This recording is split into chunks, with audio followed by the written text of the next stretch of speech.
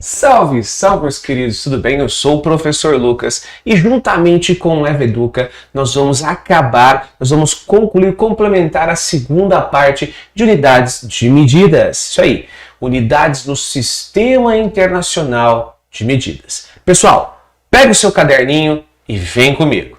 Olha só, o que nós temos? Quando eu falo de Sistema Internacional de unidades de medidas, nós estamos falando do sistema padrão que foi definido. Bom, nós definimos 7 grandezas fundamentais. Quais são essas grandezas fundamentais? Nós temos massa, nós temos comprimento, tempo. Isso foi trabalhado na live 1. Hoje nós vamos trabalhar corrente elétrica, muito importante para os cursos técnicos e superior na parte de elétrica, tá? Temperatura, esse assunto aqui é bem interessante, o pessoal confunde demais temperatura com calor, que são definições próximas, mas totalmente diferentes.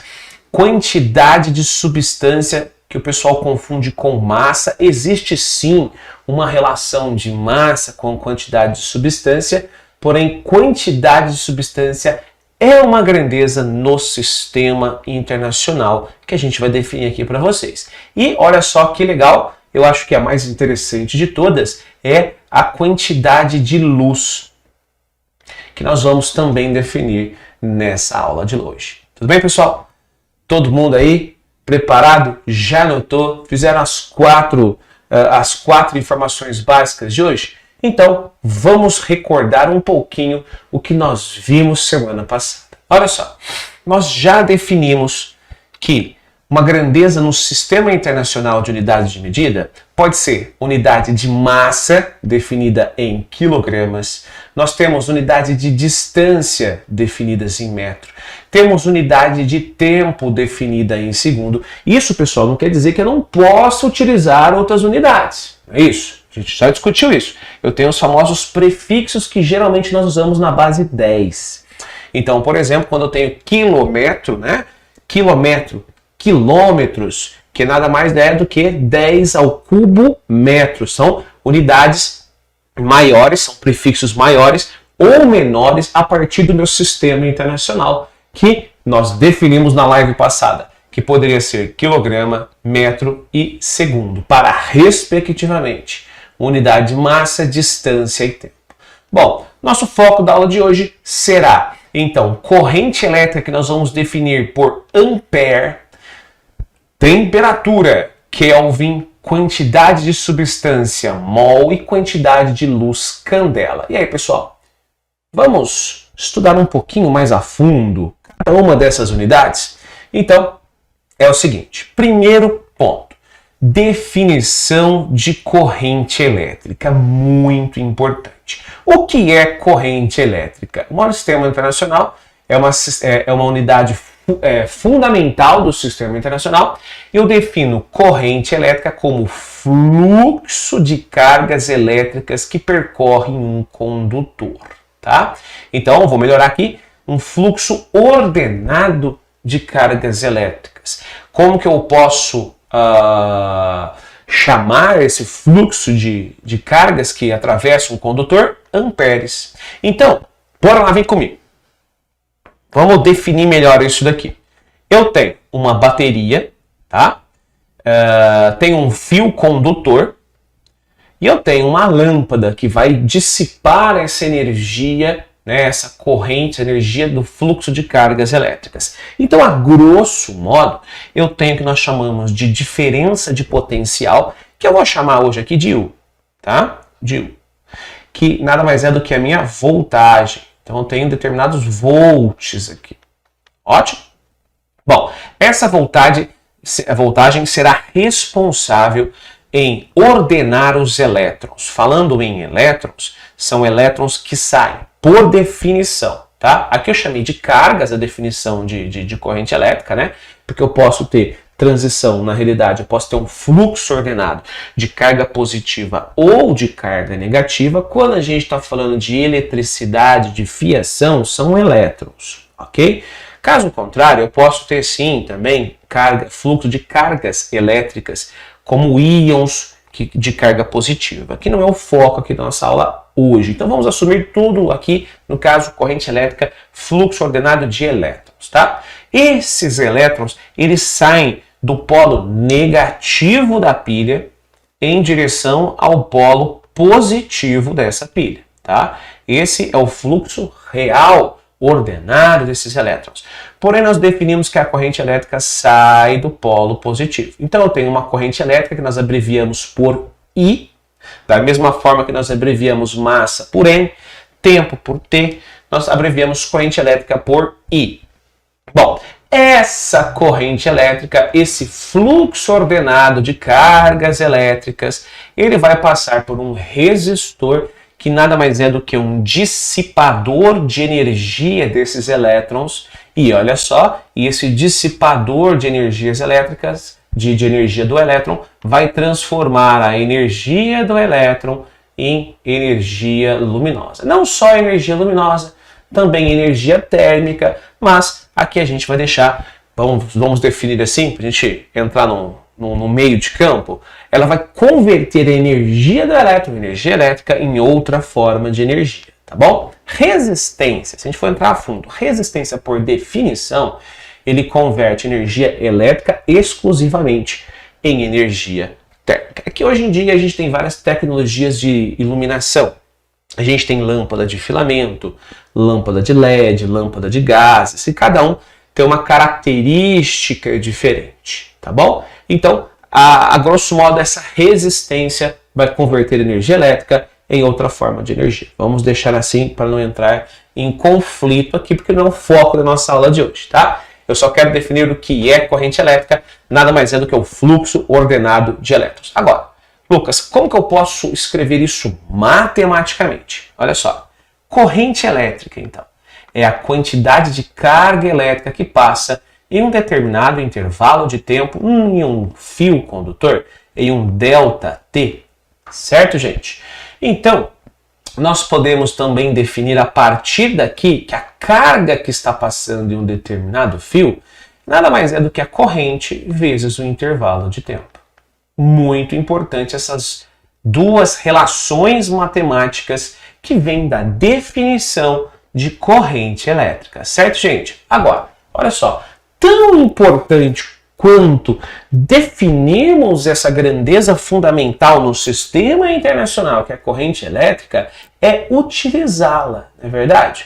Aonde que nós utilizamos? Nós utilizamos a corrente elétrica exclusivamente para calculá-la, mas como que eu posso calcular a corrente elétrica? Eu consigo calculá-la só diretamente ou eu consigo calculá-la indiretamente? Será que em algum instrumento de medida eu posso ter outras grandezas e a partir dessas outras grandezas poder definir essa fundamental que eu chamo de corrente elétrica? A resposta, eu acho que todo mundo já aguardava, né? Que é sim. Então, vamos ver um pouquinho sobre isso. Olha só. Primeiro ponto. A gente tem que entender o seguinte. Se eu tenho corrente elétrica, eu vou ter alguns equipamentos, no caso corrente elétrica, a partir de equipamentos eletrônicos, eu vou ter alguns equipamentos que eu tenho que entender o que são e para que servem. Então a gente tem o quê? A gente tem a pilha, que pode ser essa simbologia aqui embaixo, ou uma caixa de alimentação, que seria, por exemplo, a minha fonte de alimentação, que fornece, que poderia ser essa representação aqui de G, né?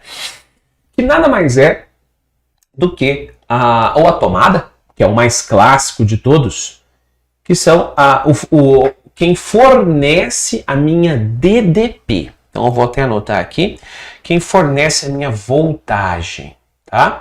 Então esses três instrumentos mais clássicos, eles fornecem a nossa voltagem, que é fundamental para o fluxo ordenado desses elétrons. Bom, aí o que eu vou precisar? Eu vou precisar de um caminho para esses elétrons seguirem o fluxo contínuo. E quem seria esse caminho? Esse caminho seria dado pelos fios conectores, os fios de ligação, que teriam essa simbologia aqui embaixo, uma retinha, tá? Que podem ser interrompidos pelos interruptores. Então, eu posso ter um interruptor aberto ou eu posso ter um interruptor fechado, tá? Olha só que interessante. O fechado significa que eu vou ter sim um fluxo de elétrons. Já o aberto, não. O aberto, eu vou ter o fluxo interrompido desses elétrons, que é a verdadeira tomada, né? Liga e desliga da iluminação nossa. Bom, e aí o que acontece? Eu quero utilizar essa energia do fluxo desses elétrons. E para utilizar, a gente tem aqui basicamente 3 instrumentos clássicos, que são o quê? São os dissipadores de energia. Eu posso ter uma lâmpada com a simbologia aí embaixo. Eu posso ter um motor, tá? Ou eu posso, que a gente chama na realidade de um receptor, e eu posso ter uma resistência. Bom, os 3 são dissipadores, são transformadores de energia elétrica em outra forma de energia. Características básicas. Uma lâmpada, ela converte energia elétrica em energia luminosa. Um motor, não é verdade? Vem aqui comigo, mais próximo comigo. Um motor, ele vai converter energia elétrica em energia cinética, tá? Motor elétrico, no caso, eu tenho o resistor. O que seria um resistor? O resistor seria um conversor de energia elétrica em energia térmica. Por exemplo, uma resistência de um chuveiro ou a resistência de um secador. Tudo bem, pessoal? Então, tendo conhecimento desses instrumentos básicos, eu posso agora explicar como eu posso medir essa corrente elétrica, que é uma grandeza fundamental, indiretamente. Então a gente tem que pensar num circuito mais simples possível. E esse circuito mais simples possível, ele é formado por uma pilha, que fornece uma DDP, que fornece uma voltagem, fios condutores, o interruptor, né, que é o liga e desliga, e o instrumento dissipador de energia. Bom, o que acontece? Então nós sabemos que, por definição, essa corrente elétrica sai do polo positivo, né? Corrente, fluxo dos elétrons é o contrário, estão lembrados? Que os elétrons, por definição, eles saem do polo negativo, tá? Em direção ao polo positivo. Esse é o fluxo ordenado dos elétrons. Porém, por definição, a corrente elétrica sai do polo positivo. Obviamente, depois desse interruptor fechado, né? Então, esse fluxo ordenado de elétrons, essa corrente elétrica vai passar nesse dissipador de energia elétrica e ele vai converter essa energia elétrica em luz. Bom, para converter isso em luz, eu preciso de uma resistência aqui dentro. E tive um cara que estudou a fundo essas relações básicas: corrente, resistência e DDP, que seria a minha voltagem. Ele encontrou uma relação matemática entre essas 3 grandezas básicas que ele nomeou de primeira lei de Ohm. Tá? Ele disse que a DDP do circuito, que é o valor de U, é igual à sua resistência vezes a sua corrente elétrica. Anota aí, pessoal. Essa aqui, então, é a relação matemática indireta que eu posso calcular a corrente elétrica. Como assim, Lucas? Eu não entendi. Isso aqui é uma relação matemática. Se eu isolasse o valor de I, eu poderia calcular o I como a divisão da voltagem pela resistência. Entenderam agora? Olha só. Se eu sei o valor da resistência da lâmpada, se eu sei o valor que eu vou conectar lá na tomada ou no fio, tanto faz, eu sei a corrente que vai passar dentro da lâmpada. Então, é uma forma indireta de calcularmos essa grandeza fundamental, corrente elétrica. Quem já esqueceu, nós já verificamos que essa corrente elétrica diretamente pode ser calculada como a quantidade de carga que passa em um determinado intervalo de tempo. Então, já definimos 2 formas de calcularmos essa corrente elétrica. Tem mais, Lucas?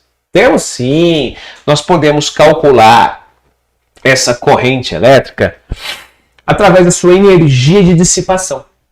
Isso mesmo, porque quando eu tenho uma energia em um determinado intervalo de tempo, nós temos o que nós definimos de potência elétrica. tá? E potência elétrica nada mais é do que corrente vezes a minha diferença de potencial U. Certo, gente? Que eu posso também calcular de diversas outras formas que já eu vou passar para vocês. Mas o que eu quero dizer para vocês? Que eu também posso calcular a corrente elétrica usando a relação matemática aqui, que é pegar a potência do aparelho e dividir pela DDP. Olha só, às vezes esses termos que nós usamos, potência, DDP, não é muito comum para vocês. Mas eu tenho certeza que a unidade de medida, que não é fundamental, ela é uma grandeza derivada, é comum. Potência, geralmente, nós usamos em watts. DDP, volts. Então, se eu pego os watts de um instrumento, divido pelos volts que ele consome, eu também consigo encontrar a corrente elétrica, essa grandeza fundamental, tá bom? Que eu chamo de corrente elétrica que está passando nesse aparelho. Então, olha só. Nós definimos, então, nós podemos calcular corrente elétrica a partir de agora de 3 formas diferentes. Corrente elétrica é nada mais nada menos do que carga em um determinado intervalo de tempo, ou voltagem por resistência, ou potência dividido por voltagem. Anota aí. Tá bom? 3 formas clássicas e importantes de mensurarmos, de calcularmos a corrente elétrica. Lucas, mas é tão importante assim calcular a corrente elétrica? Olha, é muito importante, principalmente, vamos pensar em instalações elétricas, né, básicas, em dimensionar o fio e o disjuntor, os equipamentos de proteção de um circuito elétrico, tá bom? Então, sim, é muito importante. Tão importante quanto dimensionar essa corrente elétrica é, sim, trabalhar essa corrente elétrica, porque eu posso, dada a minha necessidade, ter uma corrente elétrica alta ou a necessidade de dividir essa corrente, diminuir essa corrente em um determinado circuito. E o que a gente usa para isso? A gente usa o que nós chamamos de circuitos em série ou em circuitos em paralelo. Então veja bem, ó, corrente elétrica é muito importante, então por isso eu estou explicando os circuitos básicos para vocês. Sempre que eu tiver uma corrente elétrica em um determinado circuito, eu tenho que avaliar se essa corrente elétrica está em série, ou se essa corrente elétrica, ou se esse circuito, melhor dizendo, está em paralelo. Bom, Lucas, existe uma preferência de estar em série ou estar em paralelo? Não temos. Na realidade, cada um tem a sua característica principal, né? Cada um tem sua vantagem e desvantagem. Tudo na vida existe um custo-benefício, não é isso? Bom, a grosso modo, o que a gente pode definir? Vem comigo, olha só. Circuito em série. Quando eu tenho um circuito em série, a corrente que passa no circuito é sempre a mesma, já a voltagem é diferente. A gente pode verificar nessa animação, tá? Eu vou ter sempre a mesma corrente e voltagens diferentes. Então, qual que é a vantagem, vamos dizer assim, de colocar circuitos em série? Colocando o circuito em série, eu vou diminuir a voltagem. Se eu tenho, por exemplo, uma pilha, uma tomada de 220 volts, vou colocar uma exemplificação aqui, 220 volts, eu coloco 2 lâmpadas em paralelo idênticas, eu vou ter 110 volts para cada uma, porém a corrente é a mesma. Agora, se eu tenho um circuito em paralelo, é o contrário. No circuito em paralelo, eu vou ter correntes divididas, porém voltagens iguais. Então, essa mesma tomada, essa mesma fonte de alimentação 220, vai ser a mesma DDP fornecida para toda a lâmpada. Então, isso aqui vale 220 volts, vale 220 volts para a lâmpada 1, para a lâmpada 2, para a lâmpada 3, para a lâmpada 4, assim por diante. Mas a vantagem disso tudo é que eu posso comprar, eu posso construir um circuito com fio de secção transversal menor, porque a corrente que passa em cada lâmpada, ela vai ser dividida. Então, por exemplo, se eu tenho ali 40 amperes saindo da pilha, saindo da minha fonte de alimentação, para essas 4 lâmpadas idênticas, eu vou ter 10 amperes para cada lâmpada. Então eu vou ter a vantagem de dividir corrente, porém eu permaneço com a mesma DDP. Que nesse caso, pessoal, é a principal forma de ligação de circuitos residenciais, né? Eu tenho, na sua grande maioria, se não a maioria, todo o circuito ligado em paralelo, tá bom? Bom, para fechar, eu gostaria que vocês fixassem, para fechar a parte de corrente elétrica, hein? Eu gostaria que vocês fixassem isso daqui, ó, esse triângulo mágico da corrente elétrica. Que são as formas que eu posso calcular corrente elétrica indiretamente, que é o triângulo das grandezas elétricas. Eu posso calcular a corrente elétrica a partir da potência, ou eu posso calcular, né? Vou colocar assim, eu posso calcular a corrente elétrica a partir da DDP, a partir da voltagem. Então, olha só. Potência é voltagem vezes corrente. Ou, manipulando matematicamente, eu tenho o quê? Que voltagem é potência dividido por corrente. Ou corrente é potência dividido por voltagem. Certo? Na frente eu coloquei os exemplos clássicos com as suas unidades. Por exemplo, 5.500 watts potência é igual a 220 volts vezes 25 amperes. Certinho? 220 volts é igual a 5.500 watts por 25 amperes. E assim por diante. O que seria 25 amperes? Seria 5.500 watts por 220 volts. Então não confundam essas 3 grandezas básicas. Melhor, 4 grandezas básicas. Porque eu posso ter também a nossa resistência. Que eu vou ter o seguinte, voltagem é igual resistência elétrica vezes corrente elétrica. Preste atenção nas unidades. 220 volts é igual a 8,8 ohms. Ohms, gente, é a unidade de resistência elétrica que está associada à característica física do instrumento, do equipamento, tá? Vezes 25 amperes, que é a minha corrente elétrica, tá? Então, a primeira lei de Ohm, U igual a RI, ou seja, voltagem igual a resistência vezes corrente. Ou resistência é igual a DDP por corrente, ou corrente é a DDP ou voltagem dividido pela resistência, tá bom? Não esqueçam aí que resistência é unidade de ohms. Então, gente, por que é importante sabermos, né, a relação indireta dessas grandezas com a grandeza fundamental corrente elétrica? Porque na maioria dos instrumentos que nós usamos no dia a dia, eu tenho essas informações básicas. Olha só, 24 volts, 75 watts, AC, 3 amperes. O que é isso? O que seria isso? Seria o seguinte, eu tenho uma DDP de 24 volts, deixa eu só melhorar aqui para não ficar poluída a imagem, né? Eu tenho uma DDP de 24 volts, que é o valor de U. E quando sujeita a 24 volts, ele libera uma potência de 75 watts, tá bom? Tendo uma corrente máxima de 3 amperes. Isso aqui é sempre um valor aproximado, arredondado. Isso aqui vai dar um valor muito próximo de 3. Não vai chegar a 3, tá? Por quê que não vai chegar a 3, Lucas? É só pegar a relação. Olha só, aqui é potência, não é mesmo? E aqui não é voltagem, aqui não é DDP. Como que eu posso chegar na minha corrente elétrica aí? Olha só essa relação. I igual a P sobre V.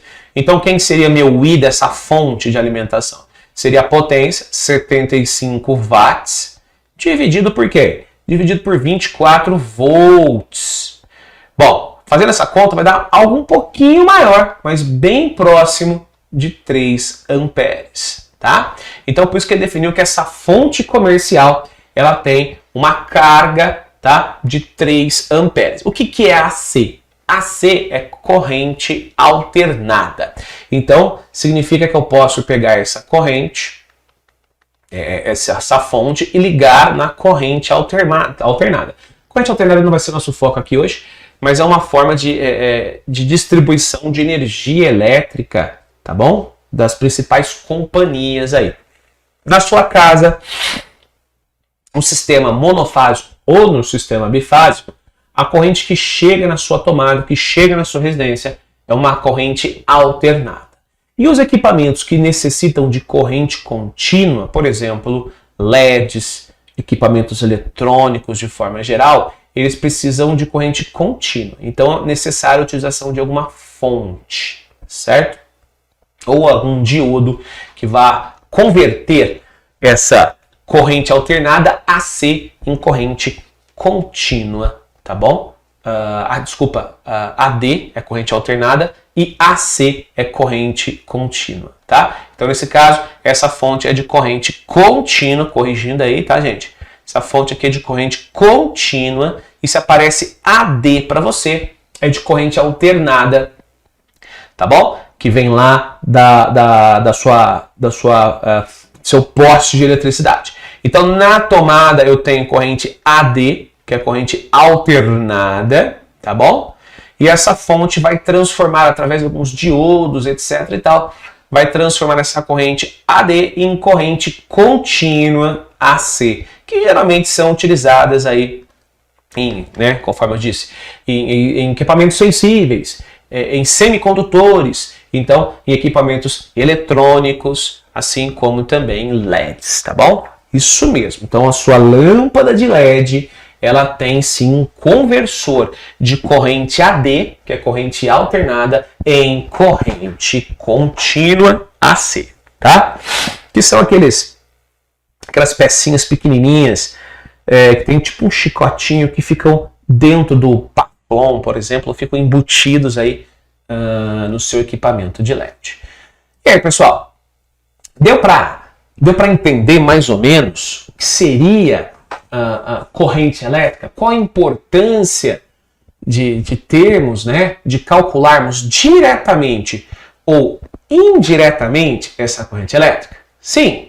Então, espero que sim, no fundo do meu coração, tá bom? Bom, vamos lá, vamos dar um salto para uma outra grandeza, uma grandeza muito importante também, que é a grandeza que nós chamamos de temperatura, galera. O que é temperatura por definição pura? Uma grandeza fundamental no sistema internacional.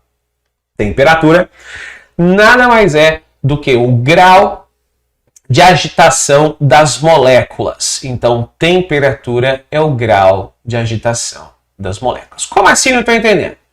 Tudo que existe, qualquer substância que exista, ela tem uma matéria. Ela é constituída de átomos, ela tem moléculas. Então, gente, essas moléculas, elas não estão enrijecidas, presas, totalmente estáveis. Elas estão se movimentando.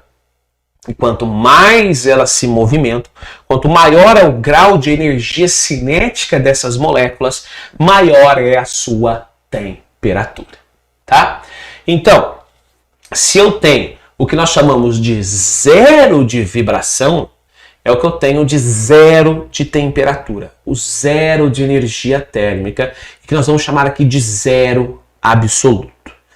Já o mínimo de vibração é um mínimo de temperatura, é um mínimo de energia, e essa energia, essa vibração, ela tem um limite até a dissociação completa da matéria, tá? Bom, vamos definir isso aí melhor? Bora lá! Não confunda, portanto, temperatura, gente, com calor. São grandezas distintas, porém próximas. Uma depende da outra, praticamente. Então vamos lá, ó. Vamos definir melhor, então, a relação entre temperatura e calor, para a gente nunca mais errar a colocação correta dessas grandezas. O que é calor? Calor é a transferência de energia térmica de um corpo para outro, sempre de um corpo de maior temperatura, que eu vou definir como corpo que é quente, para um corpo de menor temperatura, que é um corpo que eu vou chamar de frio. Então, olha só, muita gente confunde isso, né? Quente significa alta temperatura, né? E frio, baixa temperatura? Depende. Então, por exemplo, se eu tivesse ali, ó, menos 20 graus Celsius, entre aspas, é frio, não é frio. Porém, mais frio do que isso é menos 50 graus Celsius. Então, quem que nesse caso seria a minha fonte quente? A minha fonte quente seria a substância de menos 20 graus. Quem que é a minha fonte fria? A minha fonte fria, nesse caso, seria o quê? Menos 50 graus Celsius. E, naturalmente, eu vou ter uma transferência de energia de agitação, de energia térmica, da fonte de maior, da fonte quente, para a fonte fria, espontaneamente, sempre. No caso de menos 20 para menos 50, até atingirmos um equilíbrio térmico. Isso é física básica, tá bom? Então, olha só que interessante que é. Para a gente... Vem aqui comigo, nesse exemplo. Para a gente não errar, tá? E algo muito clássico. A gente pegou lá nossa canequinha. Vamos supor aqui que eu tenho uma água a 20 graus. Eu coloco pedrinhas de gelo a 0 graus. O que acontece? Todo mundo fala, o gelo vai esfriar a água, não é verdade? Mas, tomando como base o exemplo que eu acabei de passar para vocês, tá errado. Falar que o frio, entre aspas, né, porque o gelo é a substância de menor temperatura, que o frio vai transmitir essa energia fria para a água que tem maior temperatura, que seria o elemento quente, não é verdade? Então, fisicamente, o correto é dizer o seguinte, que a água a 20 graus perde temperatura, perde calor para o gelo. E assim ela, por consequência, diminui a temperatura e, entre aspas, esfria. Então existe sim uma troca de calor. Troca de calor sempre entre corpos de diferentes temperaturas até atingir o equilíbrio térmico. Aproveitando, vou tomar um golinho aqui. Tudo bem, pessoal? Não confundam, hein? Temperatura com calor. Por quê? Calor é uma grandeza indireta, uma taxa de transferência de energia. Temperatura é uma grandeza direta. Eu posso calculá-la. Olha só, quais são, já falando de cálculos, essas três grandezas, tenho várias, mas eu defini aqui 3 grandezas básicas de medição direta de temperatura. Eu tenho a escala Fahrenheit, Celsius e Kelvin. Vou definir melhor. Graus Fahrenheit, graus Celsius e escala Kelvin. Por que Kelvin não é graus? Porque Kelvin é a nossa escala absoluta, que é também a nossa escala no Sistema Internacional de Medidas. O que eu quero dizer com isso? Que 0 Kelvin significa 0 de agitação térmica. Lembrando que temperatura é o grau de agitação das partículas, das moléculas, tudo bem? Agora, 0 graus Celsius não é o 0 de agitação. É o estado de fusão da água, tá bom? A temperatura, ao nível do mar, tá? A pressão de 1 atm. Tá? O mesmo eu não posso dizer também para Fahrenheit. Fahrenheit 0 Fahrenheit não é 0 de agitação térmica. É o ponto de fusão também da água com sal e um pouquinho de sal e álcool. Tá? Bom, mas o importante é, Lucas, eu tenho que às vezes transformar essa unidade, que pode, por exemplo, em algum instrumento que você comprou para o seu laboratório, vir em Kelvin. Ou eu posso comprar um instrumento importado e a unidade de temperatura está expressa em Fahrenheit, né, ou uma viagem internacional. Você vai medir um termômetro, verificar a temperatura, ela pode estar em Fahrenheit. E eu sei parâmetros, geralmente clássicos, em Celsius, que toma como 0 o estado de fusão da água, ou seja, onde o gelo vira água, e 100 o estado de ebulição, onde a água vira vapor. Existe uma relação matemática entre essas grandezas? Sim, com certeza. Anota aí. Olha só, eu posso utilizar que a temperatura em Celsius está para 5, assim como Fahrenheit menos 32 está para 9, ou Kelvin menos 273 está para 5, tá bom? Eu coloquei essa relação tudo junto e misturado aqui, porque eu acho que fica mais fácil demonstrá-la em uma relação só, tá? Muita gente deve estar se perguntando o seguinte: Lucas, tem alguma forma de calcular ela mais simplificada? Tem, tá? A mais clássica, por exemplo, é quando eu comparo Celsius com Fahrenheit, desculpa, Celsius com Kelvin. Então, olha só, eu tenho temperatura em Celsius, quero comparar essa temperatura em Kelvin. Então, comparando essas duas razões, observe que eu tenho 5 embaixo nas duas relações. Então, esse 5 embaixo, ele pode ir embora e chegamos simplesmente no seguinte, que a temperatura na escala Celsius nada mais é do que a temperatura na escala Kelvin menos 273. Então, por exemplo, o que seria 0 Kelvin? É só colocar 0 no lugar do T, do TK. Tá? O que significa 10 Kelvin? É só colocar 10 no lugar do TK, você vai achar a temperatura em graus Celsius. O mesmo posso fazer a relação para TC para TF. O que seria TC para TF? TC para TF seria a conversão da escala Celsius, não é isso? Para a escala Fahrenheit. Então, se eu fosse igualar essas duas proporções, essas duas razões, eu teria o seguinte, que temperatura em Celsius está para 5, assim como a temperatura em Fahrenheit, menos 32, está para 9. Tudo bem, gente? Bom, e agora? O que eu faço? Eu vou substituir a temperatura em Celsius no TC ou a temperatura em Fahrenheit no TF. Tudo depende do que você precisa e daquilo que você tem, tá bom? E depois é só multiplicar em cruz. Tá, parece fácil, mas será que é fácil assim mesmo? Não sei, vamos ver. Vou dar um exemplo aqui para vocês. Olha só.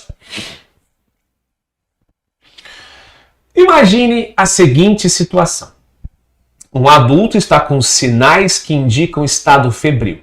Então, uma enfermeira afere a sua temperatura e encontra o valor de 104 graus Fahrenheit. Olha só, 104 graus Fahrenheit no único termômetro disponível no momento. O estado desse indivíduo é grave ou não é grave? Então veja bem, a gente sabe que nós, seres humanos, a gente tem uma temperatura basal aí de aproximadamente 36, 37 graus, né? Até 38 é tolerável, não é verdade? Agora, acima de 38 já é um caso grave. Então a gente precisa o quê? De converter essa escala Fahrenheit em uma escala que nós conhecemos o parâmetro que seria Celsius. Então vamos fazer esse cálculo. Eu quero, nesse caso, a relação de TC para TF, ou seja, temperatura em Celsius para temperatura em Fahrenheit.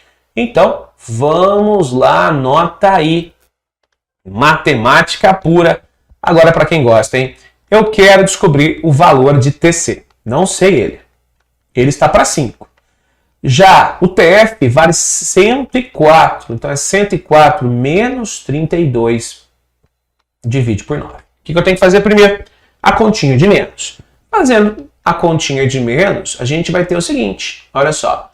TC está para 5, assim como 72, tá bom? 104 menos 32 daria 72, está para 9. O que eu posso fazer agora? Eu posso multiplicar em cruz, ou eu posso dividir o 72 por 9. Tanto faz. A maioria das vezes, os meus alunos, de forma geral, eles gostam de multiplicar em cruz. Aproveitando já a deixa aqui, eu sempre multiplico em cruz quando eu tenho uma igualdade entre duas razões, tá?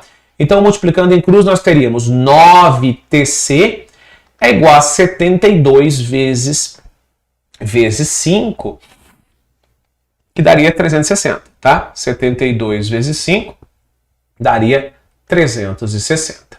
E o que eu faço com esse 9 que está multiplicando TC, já que meu objetivo é encontrar o TC? Eu vou pegar 360 e dividir por 9. 360 dividido por 9 daria 40. Opa! 40 graus Celsius estado grave, não é verdade? 40 graus Celsius já é um estado de alerta aí bem grande para a temperatura do rapaz, do indivíduo. Entenderam, pessoal? Ficou claro como que eu posso usar essas relações? Então, que fique claro o seguinte também. Existem várias outras escalas possíveis de temperatura. Eu trouxe para vocês essa relação matemática, tá? Então, para quem me acompanha aqui, para quem me segue, juntamente aqui com o Leve Educa, nessa live eu disponibilizo para quem faz parte do Discord, tá? Para quem faz parte aí do Leve Educa, eu disponibilizo nos nossos canais fechados uma apostila, um e-book com também outras relações, com tabelas que eu posso utilizar essas relações de conversões, tá bom? Não só de temperatura, mas de todas as grandezas que nós trabalhamos aqui nesse projeto, certo? Então, fica a dica aí, tá? O que eu quero dizer com isso? Eu quero dizer o seguinte, que você, para converter uma temperatura em outra, você pode usar uma tabela. Você pode usar uma equação que fornece essa tabela. Mas tão importante quanto só substituir e encontrar um valor é saber o que aquele valor significa. Então, temperatura, grava aí. Temperatura é o grau de agitação de uma determinada substância, de uma determinada molécula, tá bom? Galera, então já definimos outras duas grandezas fundamentais, que seriam a corrente elétrica e a temperatura. Bom, temos também como medir a quantidade de substância. Então, vamos lá. E a quantidade de substância nós medimos por mol. Bom, definição. O que é um mol? O mol, gente, é um valor aproximado, tá? O mol é uma aproximação. Com base em quê? Um mol de uma qualquer substância corresponde à quantidade da outra substância, né, que contém o mesmo número de entidades existentes em 12 gramas de isótopo carbono 12. É uma aproximação. Então, o que eu quero dizer com isso? Eu peguei uma quantidade de substância, sei lá, eu peguei 6,02, pode aproximar para 6, tá bom? 6,02 vezes 10 a 23 grãos de feijão. Eu tenho 1 mol de feijão. Por quê? Porque isso equivale a 12 gramas de carbono. Ok? Aí eu tenho 1 mol de celulares. O que é 1 mol de celulares? 6 vezes 10 a 23 aparelhos celulares. Eu tenho 1 mol de reais. Ó, 1 mol de reais. Oh, maravilha, hein? 1 mol de reais significa 6 vezes 10 a 23 reais. É muita coisa, tá, gente? Então é como se fosse, se a gente fosse fazer uma comparação aqui, é como se fosse uma balança, né? Eu tenho 12 gramas de carbono 12, que dá uma quantidade de substância. Essa mesma quantidade de feijão seria o equivalente a 6 vezes 10 a 23 grãos de feijão. Tudo bem? Ah, Lucas, então você está querendo dizer que existe uma relação, então, entre quantidade de substância e massa? Sim, com certeza. E essa relação, obviamente, vem do isótopo carbono 12. O que eu vou fazer? Eu vou pegar a sua parte que tem maior massa, que seria o núcleo. Então, eu vou pegar o núcleo de carbono 12, eu vou dividi-lo em 12 partes idênticas, como se fosse uma pizza dividida em 12 partes idênticas. E eu vou definir que cada parte desse carbono 12 vale uma unidade de massa atômica, tá bom? Então vale 1 U. E esse 1 U, fazendo aquela relaçãozinha com molaridade, com mol, eu vou ter o equivalente a 1,6 aproximado, tá bom? Vezes 10 a 24 gramas. Então, eu vou também aproximar que 1 grama vale o equivalente a 1 mol. 1 grama por mol.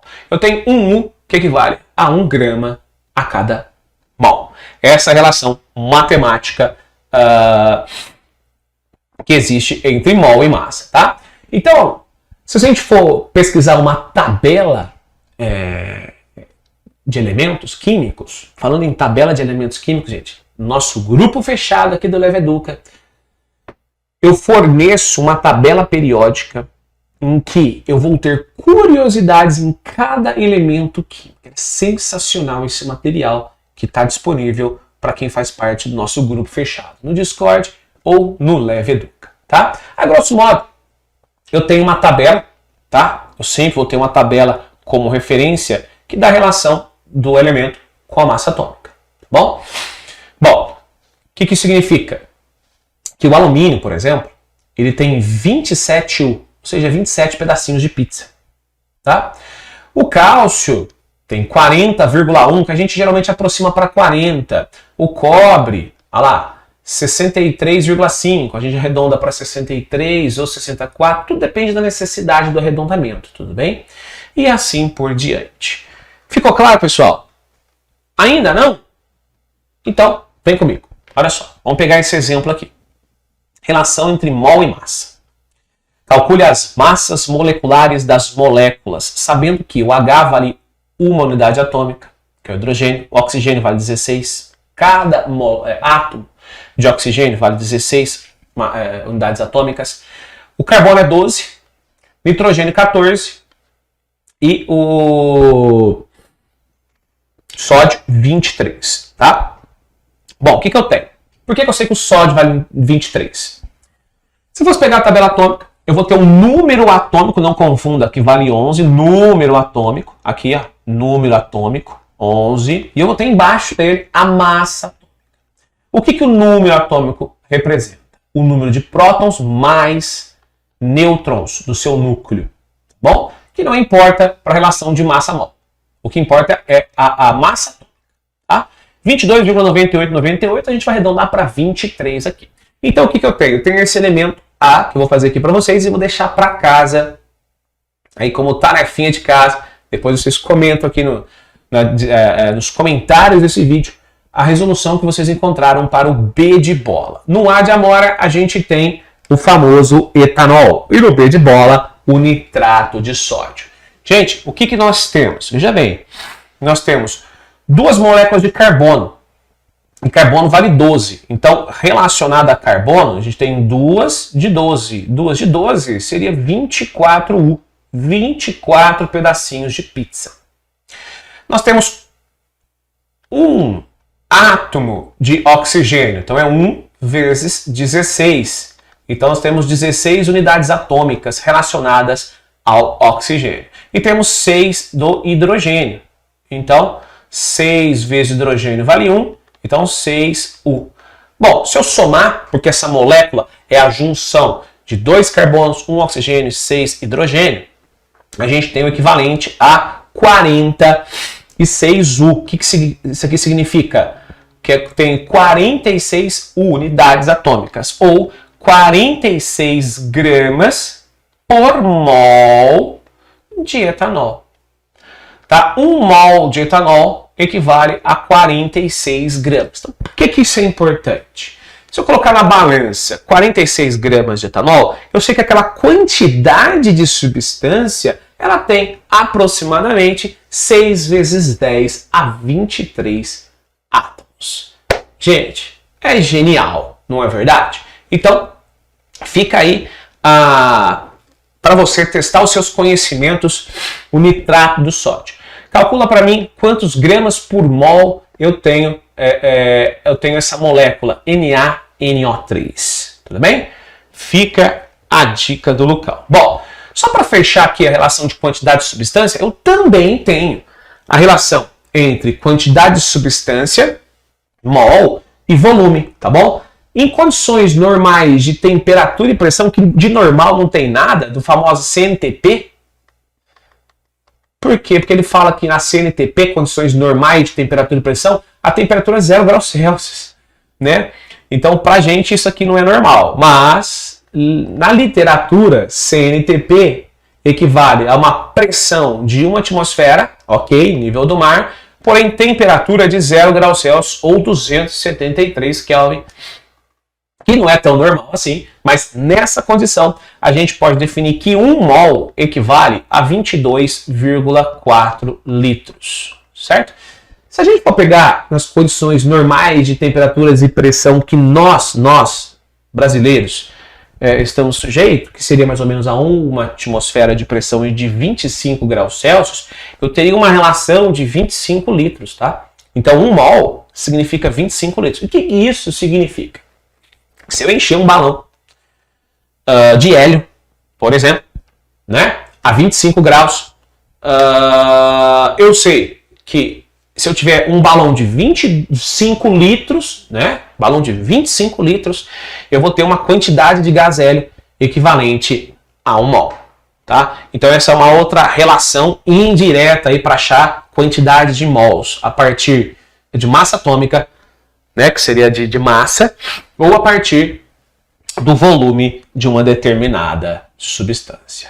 E aí, pessoal? Tá tudo anotado? Tá tudo compreendido? Sim, com certeza.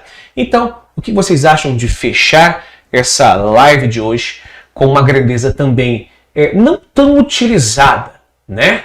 Mas muito importante, que seria a quantidade de luz. Olha só, nós temos 3 grandezas básicas relacionadas à quantidade de luz. São elas: candela, que é a unidade no Sistema Internacional. Candela é a minha unidade no SI, porém a menos utilizada. Nós temos lumen e lux. E, obviamente, existe sim uma relação de candela com lumens e lumens com lux, que é a mais utilizada. Por quê? Porque a unidade lux é estabelecida nas NBRs. Tudo bem? Então, vamos entender o que é um, o que é outra, qual é a relação que existe entre elas. Muito importante para quem faz uso, para quem utiliza aí a NBR relacionada à iluminação, tá? Candela. O que é candela? Candela indica a intensidade de luz em uma direção. Ou seja, ela mede o quão distante essa luz chega. Eu quero saber o quão distante ela chega. Não o brilho que ela tem. Por quê? O brilho que ela tem está associado ao lumen dela. Então, o lumen é o total de luz emitida em todas as direções. Tá, mas Lucas, eu não quero saber o quanto que ilumina no teto. Eu quero saber o tanto que ilumina na mesa que eu estou usando aqui. Então, a unidade correta seria o lux, que é a quantidade de luz emitida que incide sobre a área de uma determinada superfície. Entenderam como essas 3 grandezas se complementam? Não é verdade? Bom, agora, para dar continuidade à nossa live, eu preciso saber a relação entre elas. Então, venha cá, olha só, candela e lumens. Qual que é a relação? Tecnicamente, uma candela é equivalente a 12,57 lumens, tá bom? Lucas, então é mais interessante trabalharmos aí com lumens do que candelas? Não.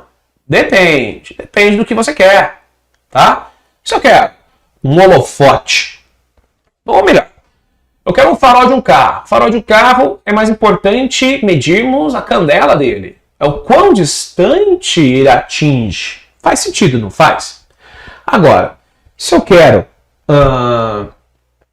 um holofote,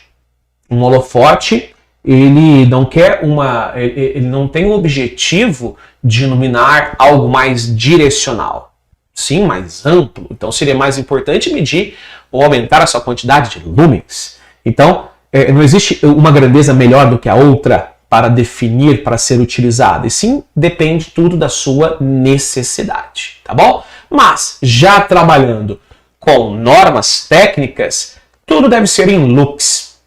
O que é lux?